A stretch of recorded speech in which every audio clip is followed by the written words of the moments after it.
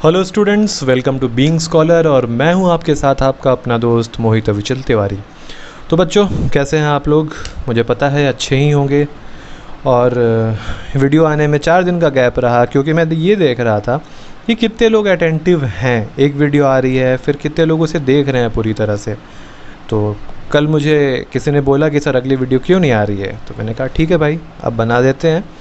तो federalism chapter में जो हमारा लास्ट टॉपिक था वो था लैंग्वेज पॉलिसी।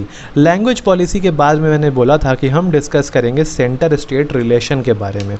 तो आज ये चैप्टर एंड हो जाएगा, सेंटर स्टेट रिलेशन।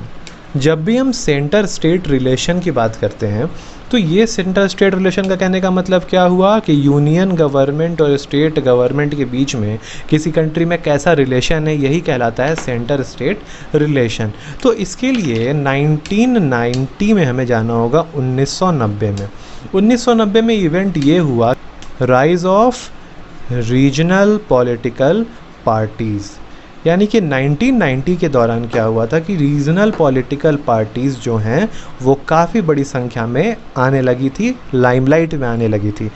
तो नेशनल पॉलिटिकल पार्टीज़ वो होती हैं जो कि नेशन में भी होती हैं और स्टेट में भी होती हैं, बट स्टेट पॉलिटिकल पार्टीज़ वो होती हैं जो कि सिर्फ एक पार्टिकुलर रीजन और स्टेट को रिप्रेजेंट करती हैं, वहाँ के अंदर होती हैं।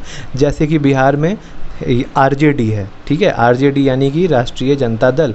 ये राष्ट्रीय जनता दल जो है ये बिहार की क्या है, स्टेट पार्टी है। आरजेडी जो है ये मेनली बिहार के इलेक्शन पे फोकस रखती है। तो इस तरह से बाकी पॉलिटिकल पार्टीज़ की डिटेल हम आगे एक चैप्टर आपको बहुत अच्छे से पढ़ना है, पॉलिटिकल पार्टीज़, उसमें बताऊंगा आपको। ये मेन हमें यहाँ पे बस यही जानना है कि भाई ये जो सेंटर स्टेट रिलेशन की हम बात कर रहे हैं, इसमें सबसे पहली चीज़ यही हुई थी कि 1990 में रीजनल पॉलिटिकल पार्टीज़ जो हैं इनका राइज होने लगा था। ठीक है, अब क्या होता है कि मान लीजिए कि किसी स्टेट में, जैसे कि मान लो कि मैं बात करता हूँ बिहार की, अभी जो करंट सिचुएशन है वो भी ऐसी ही है। बिहार में अभी क्या सीन है कि बीजेपी प्लस जेडीयू इन दोनों की मिली हुई सरकार है ना। तो अगर कोई नेशनल पार्टी किसी स्टेट में इलेक्शन लड़ रही है और वो जो जीतने का आंकड़ा है उसको क्रॉस नहीं कर पाएगी, तो जाहिर सी बात है किसी ऐसी पार्टी के साथ कोalition करेगी जो खुद भी जीतने का आंकड़ा पार न कर पाए हों। तो भाई बीजेपी और जेडीयू दोनों यहाँ पे मिल गए और दोस्त बन के क्या बना ली इन्होंने, गवर्नमेंट बना ली। तो भाई ये बन गई गवर्नमेंट बीजेपी और जेडीयू की। तो सेंटर स्टेट रिलेशन ऐसे भी मेंटेन रहता है कि जब किसी स्टेट में कोलिशन गवर्नमेंट बनती है तो यहाँ पे भी हम सेंटर और स्टेट के रिलेशन के बारे में कई चीज़ें देखते हैं। तो ये कब से शुरू हुआ था, ध्यान रखना, ये शुरू हुआ था 1990 से। अब इसके बाद क्या हुआ कि पावर शेयरिंग का कल्चर शुरू हो गया और स्टेट गवर्नमेंट को भी ऑटोनॉमी दी जाने लगी। This led to new culture of power sharing and respect for the autonomy of state government. Autonomy का मतलब यहाँ पे आपको यहाँ सिर्फ जान लो कि ऑटोनॉमी का मतलब होता है एक तरह का रिकॉग्निशन, एक तरह की फ्रीडम समझ लो यहाँ पे आप।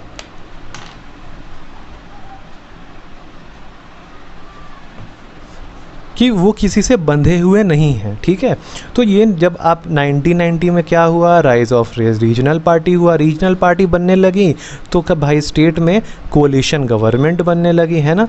जब कोलिशन गवर्नमेंट बनेगी तो सेंटर और स्टेट के बीच रिलेशन ऐसे ही मजबूत हो जाएगा। तो इसके बाद क्या हुआ, जब सेंटर और स्टेट में क्या हो रहा है, कोलिशन गवर्नमेंट बन रही है, तो जाहिर सी बात है कि पावर की शेयरिंग भी हो रही है। और पावर की शेयरिंग हो रही है तो इससे क्या होता है कि स्टेट की जो गवर्नमेंट बनेगी उसको ज़्यादा ऑटोनॉमी मिलेगी। तो स्टेट गवर्नमेंट की जो फ्रीडम है, उसके काम करने का तरीका है, वो और बढ़ जाएगा और बेहतरीन हो जाएगा। ठीक है, तो स्टेट गवर्नमेंट को क्या मिलेगी, ऑटोनॉमी मिलेगी और भाई पावर शेयरिंग यहाँ पे हो ही रहा है। तो सेंटर और स्टेट के रिलेशन के बीच में फेडरलिज्म की वजह से जो जो चीज़ें होती हैं वो आपने यहाँ पे देख ली हैं। अब बेटा हम आगे बढ़ते हैं और जानते हैं कि डिसेंट्रलाइजेशन ऑफ इंडिया क्या है, जो कि हमारा आखिरी टॉपिक है इस चैप्टर का। तो बेटा जी अगला टॉपिक हमारा है डिसेंट्रलाइजेशन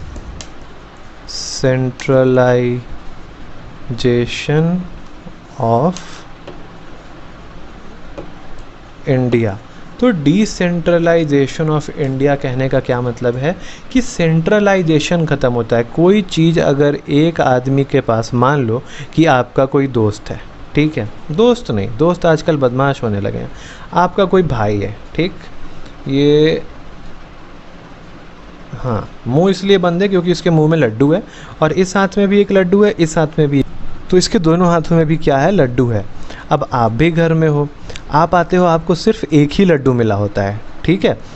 आपका कोई छोटा भाई है, भाई साहब, उसको भी आपकी तरह एक ही लड्डू मिला होता है। तो बड़े वाले भैया जी जो हैं ये 2 लड्डू रखे हुए हैं और छोटे वाले भैया जी के पास, चलो मान लो मम्मी ने खुश होके इनको 2 लड्डू दिए, फिर और रोने लगे तो पूरा ट्रे पकड़ा दिया जिसमें सिर्फ क्या रखे हुए हैं, लड्डू ही लड्डू रखे हुए हैं। तो छोटे वाले भैया जी क्या हो जाएंगे, खुश हो जाएंगे कि वाह मुझे तो ढेर सारे लड्डू मिल गए। अब आप जो यहाँ छोटू चंद बैठे हुए हैं जिनका मुंह खुला का खुला रह गया और लड्डू एक भी नहीं मिला, एक हाथ में सोच रहे हैं खा लेंगे तो यार इधर से चिढ़ाएगा, इधर से ये चिढ़ाएगा, तो आप करोगे क्या?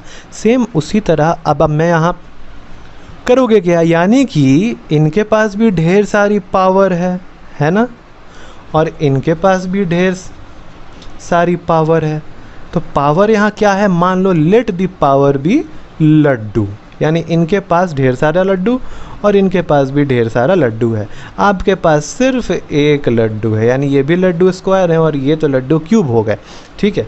अब आप सिर्फ एक लड्डू लेके बैठे हो, तो आप क्या फील करोगे यहाँ पे कि मेरे साथ क्या हुआ है, डिस्क्रिमिनेशन हुआ है, इनको भी ज़्यादा मिला है और इनको भी ज़्यादा मिला है, मेरे साथ डिस्क्रिमिनेशन हुआ है, ये आप फील करोगे। ये वाले भैया फील करेंगे कि यार मुझे 2 मिला, एक मैं खा रहा हूँ, और ये छोटे वाले भैया को ढेर सारा मिल गया, यानी मेरे साथ भी डिस्क्रिमिनेशन हुआ है। ये छोटे वाले भैया बहुत खुश हो गए कि अरे वाह सारा पावर, यानी सब लड्डू तो मेरे पास है। तो यही चीज़ होती है, यानी कि इनके पास क्या हुआ, लड्डू का सेंट्रलाइजेशन हो गया, लड्डू का सेंट्रलाइजेशन, यानी छोटे वाले जो भैया हैं उनके पास लड्डू का सेंट्रलाइजेशन हो गया। आपको कम मिला, बड़े वाले भैया को भी 3 ही मिला। तो ठीक उसी तरह से चलिए अब मान लेते हैं कि ये बड़े वाले भैया जो हैं ये स्टेट 1 हैं, आप स्टेट 2 हैं और छोटे वाले भैया स्टेट 3 हैं, ठीक है। अब सेंट्रल जो गवर्नमेंट है CG, सेंट्रल गवर्नमेंट में मान लीजिए बीजेपी की सरकार है। अब ये S1 यानी स्टेट फर्स्ट जो है यहाँ पे कांग्रेस की सरकार मान लो, स्टेट 2 में मान लो आम आदमी पार्टी की गवर्नमेंट है और स्टेट 3 में क्या है, बीजेपी की गवर्नमेंट है। तो भाई साहब जहाँ बीजेपी की गवर्नमेंट है जिस स्टेट में, उस स्टेट को इन्होंने क्या कर दिया, फंड ज़्यादा दे दिया, सुविधाएं ज़्यादा दे दी, और भाई जहाँ इनके दोस्त नहीं हैं वहाँ पे इन्होंने क्या किया, डिस्क्रिमिनेशन कर दिया। तो जैसे बड़े वाले भैया और आपके साथ डिस्क्रिमिनेशन हुआ था लड्डू लेने में, उसी तरह अब स्टेट 2 के साथ डिस्क्रिमिनेशन क्या हो रहा है, सुख सुविधा लेने में, फंड वगैरह लेने में, लोगों की भलाई के लिए पॉलिसीज़ वगैरह लेने में, बजट वगैरह लेने में। तो यहाँ पे जैसे आपके लड्डू का सेंट्रलाइजेशन हो गया था, उसी तरह स्टेट 3 में क्या हो गया, पावर वगैरह का सेंट्रलाइजेशन हो गया। तो अगर एक जगह कोई चीज़ सेंट्रलाइज्ड है तो बाकी लोग को उसका बेनिफिट मिलेगा, नहीं मिलेगा। तो भाई आपको ये बेनिफिट सबको देना होगा। तो सबको मान लीजिए कि अब यहाँ पे क्या है कि अब लड्डू सब में एक बराबर बांटेंगे, सब लोग खुश हो जाएंगे। पापा आए, इनके प्लेट से लड्डू निकाले, आपको दिए, इनके प्लेट से लड्डू निकाल के भैया जी को भी दिए। अब तीनों के पास क्या हो गया, लड्डू बराबर 4-4, ये भैया जी भी 4 लड्डू ले लिए। यानी कि ये हमने यहाँ पे जो प्रोसेस किया, पिताजी ने क्या कर दिया, डिसेंट्रलाइजेशन कर दिया, यानी पावर एक जगह से निकल के बाकी जगहों पे चली गई। यानी लड्डू सिर्फ छोटे भैया के पास नहीं है, आपके पास और बड़े भैया के पास भी आ गया। उसी तरह से स्टेट 3 से पावर निकल के स्टेट 2 और स्टेट फर्स्ट के पास आ जाएगी। कभी कभी क्या होता है कि पावर सिर्फ सेंट्रल गवर्नमेंट अपने पास रखती है, तो वैसे केस में क्या होगा, स्टेट 3 भी बैठा रह जाता है ना। तो यहाँ पे हम बस क्या करेंगे, सेंट्रलाइजेशन ना करके डिसेंट्रलाइजेशन जब किया गया ना पावर का, यानी सिर्फ सेंट्रल गवर्नमेंट के पास पावर ना रहे, स्टेट्स को भी इक्वली मिले, उसी प्रोसेस को हमने कहा डिसेंट्रलाइजेशन ऑफ इंडिया। अब भाई बीइंग स्कॉलर के अंदाज में तो आपने समझ लिया, अब थोड़ा एक बार किताब के अंदाज में भी समझा देता हूँ। अब डिसेंट्रलाइजेशन करने के लिए 1992 में एक एक्ट आता है, ठीक है। ये 1992 एक्ट आपको बहुत अच्छे से याद करके रखना है, बहुत अच्छे से ध्यान में रखना है कि ये 1992 एक्ट क्या था, ठीक है। तो इस 1992 एक्ट को हम इसको हम डिटेल में जानते हैं। तो आइए देखते हैं 1992 एक्ट। पहला पॉइंट ये कहता है कि mandatory elections at regular interval for local government, यानी कि जो लोकल गवर्नमेंट के चुनाव होते हैं उसको कहा गया कि अब हर रेगुलर इंटरवल पर आपको लोकल गवर्नमेंट के इलेक्शन कराने पड़ेंगे, यानी 3 साल 4 साल 5 साल जो भी आप रेगुलर इंटरवल चूज़ करते हैं उस पर इलेक्शन कराना क्या है, मैंडेटरी है। यानी 1992 के बाद से लोकल गवर्नमेंट के लिए इस इलेक्शंस कराना मैंडेटरी कर दिया गया। दूसरी चीज़ जो 1992 एक्ट लेकर आया वो लाया रिजर्वेशंस। SC ST और OBC कैंडिडेट्स को यहाँ पे क्या दिया गया, प्रीफ्रेंस दिया गया, उनको रिजर्वेशन दिया गया कि लोकल गवर्नमेंट में जो हमारे SC ST और OBC के कैंडिडेट हैं उनके लिए क्या रहेंगी, सीटें रिज़र्व रहेंगी। इसमें एक और चीज़ मैं ऐड करना चाहूँगा, यहाँ लिखा नहीं है मैंने, नीचे लिख देता हूँ कि 1/3 सीट्स जो है ना वो वुमेन के लिए भी रिज़र्व कर दी गई थी। ये यहाँ से कनेक्टेड है, ध्यान में रखना। तो ये रिज़र्वेशन सिर्फ SC ST OBC के लिए नहीं था, विमेन को भी 1/3 सीट्स क्या कर दिया गया था, रिज़र्व करके दिया गया था। अब जो तीसरी चीज़ 1992 का एक्ट लेके आया वो था कि ये जो इलेक्शन होगा उसको सेंट्रल के जो इलेक्शन कमिश्नर हैं उनको कराने का टेंशन नहीं लेना है। ये काम कौन करेगा, स्टेट इलेक्शन कमीशन करेगा कि ये इलेक्शन जो लोकल गवर्नमेंट के लिए होना है इसको कंडक्ट कौन कराएगा, स्टेट इलेक्शन कमीशन। हमेशा ध्यान में रखना, जो लोकल गवर्नमेंट का चुनाव होता है उसे कौन कंडक्ट कराता है, स्टेट इलेक्शन कमीशन, ठीक है। और जो विधानसभा का चुनाव हुआ, लोकसभा का चुनाव हुआ, उसको कौन कंडक्ट कराता है, आपका सेंट्रल में जो आपका इलेक्शन कमीशन बना हुआ है वो कंडक्ट कराता है। अब बात आती है कि भाई स्टेट गवर्नमेंट को कुछ रेवेन्यू और कुछ पावर तो मिलता ही है सेंट्रल गवर्नमेंट से, तो बस कुछ नहीं, इसी को शेयर करना है, पावर और रेवेन्यू को शेयर करना है, किसके साथ, लोकल बॉडीज़ के साथ। यही कहता था 1992 का एक्ट। अब ये चीज़ कैसे डिसेंट्रलाइजेशन की तरफ लेके जाता है, आइए देखते हैं। तो डिसेंट्रलाइजेशन का मतलब मैंने ये बताया था कि पावर एक जगह से हट के दूसरी जगह में क्या हो जाए, शेयर हो जाए, तो पावर का क्या हो जाएगा, डिसेंट्रलाइजेशन हो जाएगा। तो लोकल गवर्नमेंट में भाई कितने लेवल होते हैं, तो ध्यान देना, सबसे पहले आता है आपका डिस्ट्रिक्ट लेवल, ठीक। डिस्ट्रिक्ट लेवल के बाद आपका आता है ब्लॉक लेवल। ये सब याद रखने वाली चीज़ है बेटा, भूलना नहीं इसको। फिर तीसरी चीज़ जो आती है वो आती है विलेज लेवल। तो डिस्ट्रिक्ट लेवल, ब्लॉक लेवल और विलेज लेवल, इन तीनों लेवल्स पे क्या हो गया, हमारा लोकल गवर्नमेंट डिस्ट्रीब्यूट हो गया। तो सबसे पहले जब हम बात करेंगे विलेज लेवल की, तो विलेज लेवल पे आप सब ने नाम सुना है ना, ग्राम पंचायत। तो ग्राम पंचायत बना किस लेवल पे, विलेज लेवल पे। यहाँ पे सही से पंचायत आया नहीं, समझ जाना, ग्राम पंचायत लिखा हुआ है विलेज लेवल पे। अब ग्राम पंचायत को बनाया किसने भाई, तो फॉर्म्ड बाय ग्राम सभा। बनाया किसने, ग्राम सभा ने। और हेड कौन करेगा, तो हेडेड बाय सरपंच। ये तो सुने होइएगा आप लोग कि सरपंच जो होता है वो ग्राम पंचायत का हेड होता है, तो हेडेड बाय सरपंच। ये विलेज लेवल की कहानी हो गई, ठीक है। तो यहाँ आपने क्या देखा कि पावर विलेज लेवल पे किसके पास आ गया, सरपंच के पास आ गया, ग्राम पंचायत के पास आ गया। अब ब्लॉक लेवल की बात करते हैं। तो ब्लॉक लेवल पे बेटा जी बना होता है पंचायत समिति, ये होता है ब्लॉक लेवल पे। पंचायत समिति को अब इलेक्ट कौन करेगा, तो इलेक्टेड बाय। अब यहाँ इलेक्ट करने के लिए जो पंचायत के मेंबर होंगे वो करेंगे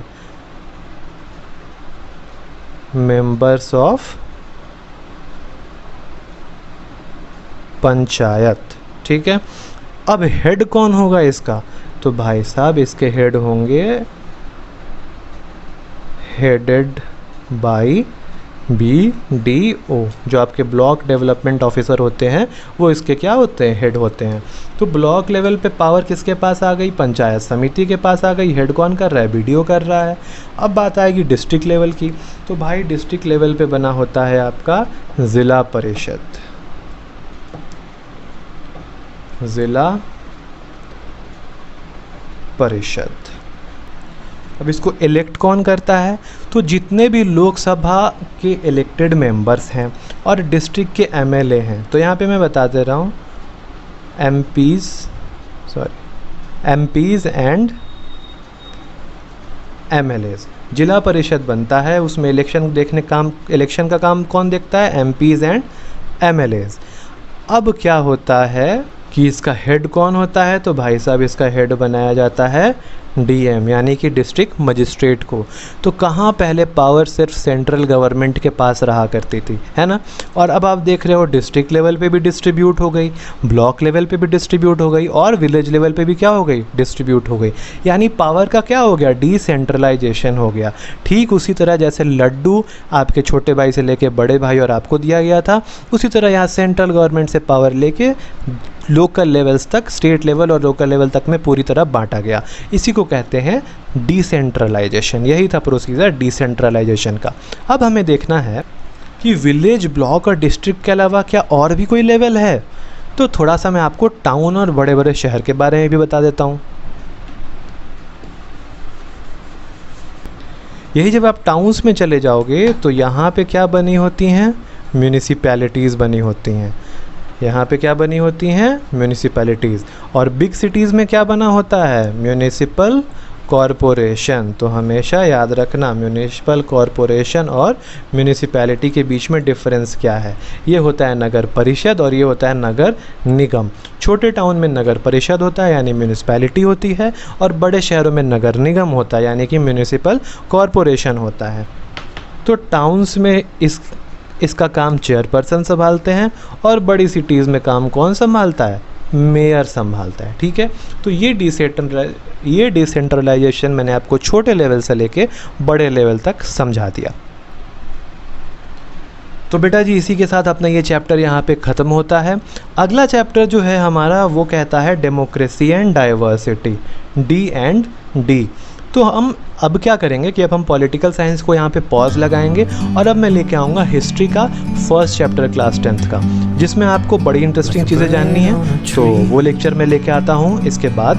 और एक और इम्पॉर्टेंट अनाउंसमेंट, हो सकता है कि 10th क्लास की हिस्ट्री के आने के साथ साथ 9th क्लास का जो पहला चैप्टर है फ्रेंच रेवोल्यूशन वो भी आ जाए। ठीक है, तो तैयार रहिएगा। अपने जो 9th वाले बच्चे हैं, जो फ्रेंड्स हैं, जो छोटे भाई बहन हैं, उनको शेयर कर देना लिंक चैनल का कि भाई चैनल को सब्सक्राइब कर लो, लाइक करो, शेयर करो। तो उनको बता देना कि सर बहुत जल्दी जो है 9th क्लास की हिस्ट्री का चैप्टर भी लाने वाले हैं। हो सकता है कल आ जाए, हो सकता है परसों आ जाए, हो सकता है कल रात तक दोनों ही आ जाए, कभी भी आ सकता है। तो भाई एकदम नज़र गड़ाए रहिए और तब तक के लिए कीप लर्निंग। और सुनो, डिस्क्रिप्शन में इंस्टाग्राम का लिंक है, फॉलो कर दो बेटा। चलो बाय बाय।